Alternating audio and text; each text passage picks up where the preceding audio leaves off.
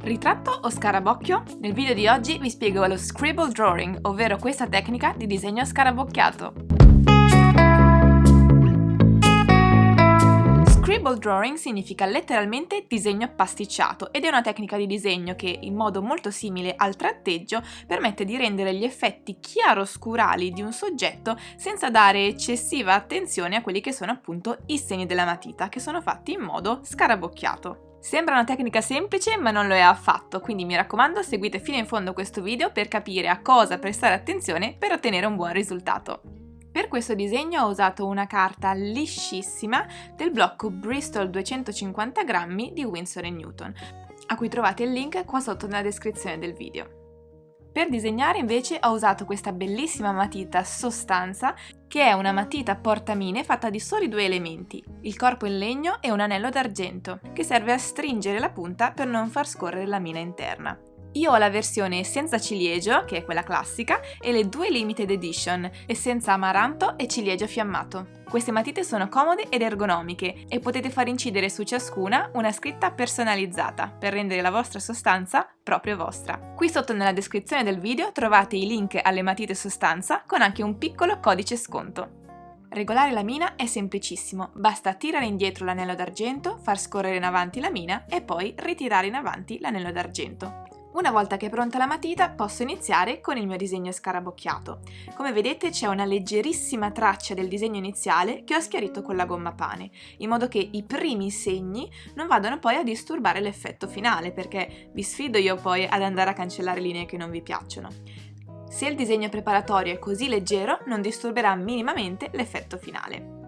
E questo è proprio il primo trucco, fare il disegno e poi schiarirlo passandoci sopra con la gomma pane, tamponando o passandoci sopra come un salamino, non saprei proprio come spiegarvelo a parole. Poi vedete che mi sto focalizzando come prima cosa sulle parti più scure, questo perché siccome il disegno è così leggero e potrebbe andarsi a perdere tra tutti i segni scarabocchiati che vado a fare sopra per rendere il chiaroscuro, ecco che allora le zone d'ombra e le linee d'ombra sono la prima cosa che devo andare a rinsaldare all'interno del mio disegno, quindi vado a marcarle con delle campiture molto nette e molto scure che facciano contrasto con il bianco del foglio.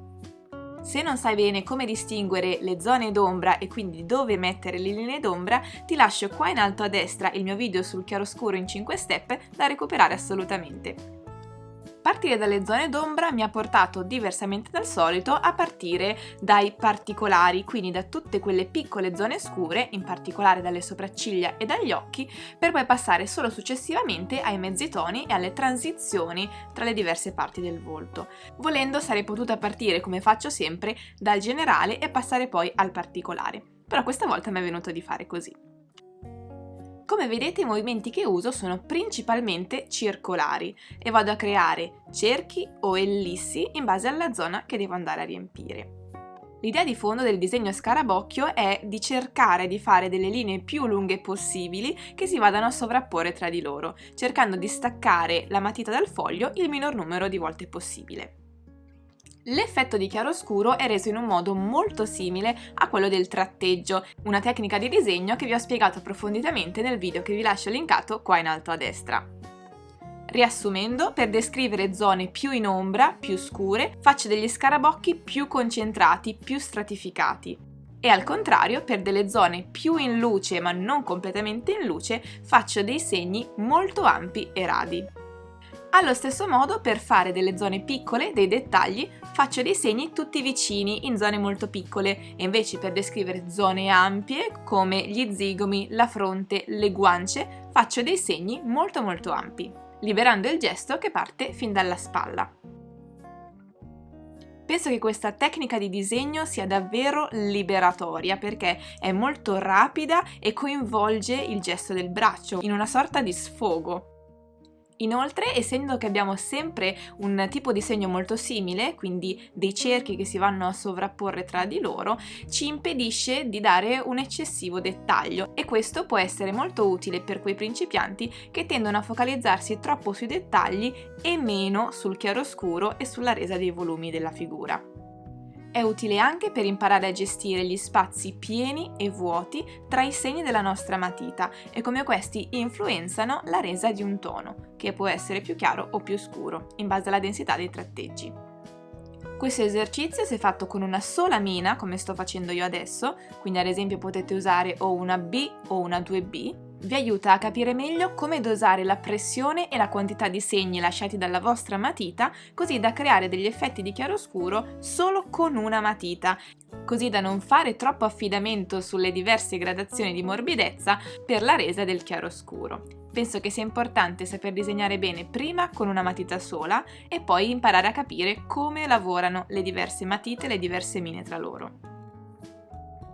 Un'altra cosa che può insegnarvi questa tecnica è che tutte le parti del disegno sono collegate, come se il nostro segno di questa linea infinita fosse un filo che lega ogni parte del disegno. Questo perché alcuni principianti li vedo focalizzarsi su un pezzo alla volta, probabilmente reduci da esercizi in cui disegnano un solo occhio, un solo naso, una sola bocca, dispersi nel nulla. E poi quando provano a disegnare un volto completo dove tutte queste parti in realtà sono legate da infiniti elementi importantissimi, che vi ho spiegato approfonditamente nel mio corso sul ritratto base, anche di questo vi lascio il link qua sotto nella descrizione del video, ecco che vedo spesso dei ritratti patchwork, in cui il volto sembra un collage di elementi messi insieme.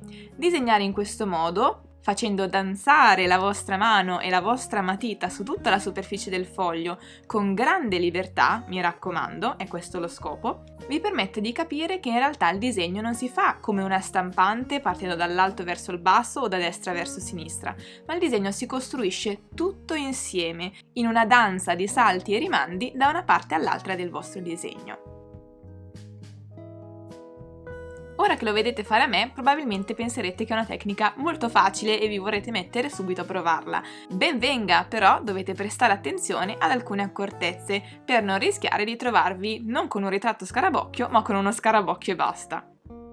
Il primo punto a cui stare attenti è quello di non creare dei grumi di segni dove non serve. Questo perché se ogni stratificazione, ogni grumetto di segni di scarabocchi descrive qualcosa, che sia un'ombra, una forma, una linea, ecco che quando facciamo dei grumi che non descrivono nulla, creano delle distrazioni.